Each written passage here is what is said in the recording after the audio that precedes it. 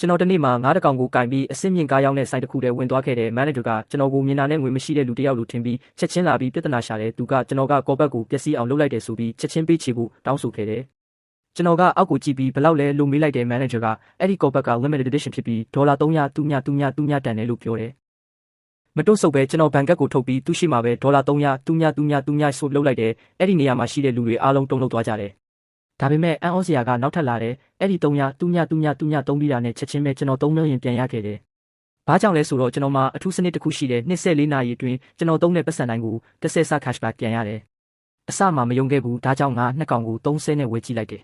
။နောက်တစ်စက္ကန့်မှာပဲကျွန်တော်ဘဏ်အကောင့်ထဲကို300ဝင်လာတယ်အဲ့ဒီအချိန်မှာစနစ်ကတကယ်ရှိတယ်ဆိုတာသဘောပေါက်သွားတယ်။ချက်ချင်းပဲဈေးထဲမှာဒီနေ့မင်းတို့ဝယ်သမျှအကုန်ကျွန်တော်ပေးမယ်လို့អော်လိုက်တယ်မကြခင်မှာပဲကျွန်တော်အကောင့်မှာ9millionရောက်သွားတယ်ဒါပေမဲ့အဲ့ဒါတောင်ကျွန်တော်မကျေနပ်သေးဘူးပုံမြန်ငွေရှာခြင်းလို့ luxury car deal တစ်ခုကိုသွားပြီးကျွန်တော်ပိုင်ဆိုင်မှုတွေအကုန်ထုတ်ပြီး Ferrari ကားမို့တို့အားလုံးကို full option နဲ့ဝယ်လိုက်တယ်အဲ့ဒါအတွက်8 million သုံးလိုက်ရတယ်စနစ်ရဲ့ cashback အကြောင်းမကြခင်မှာပဲ80 millionကိုကျွန်တော်အကောင့်ထဲမှာမြင်ရတယ်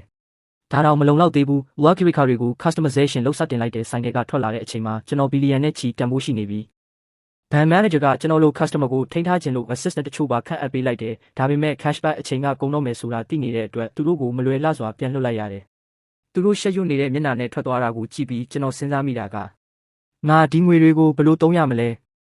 ငွေများလို့ဘယ်လိုသုံးရမှန်းမသိတော့ဘူးဟုတ်တယ်ကျွန်တော်ဘဝကတကယ်ပဲခက်ခဲနေတယ်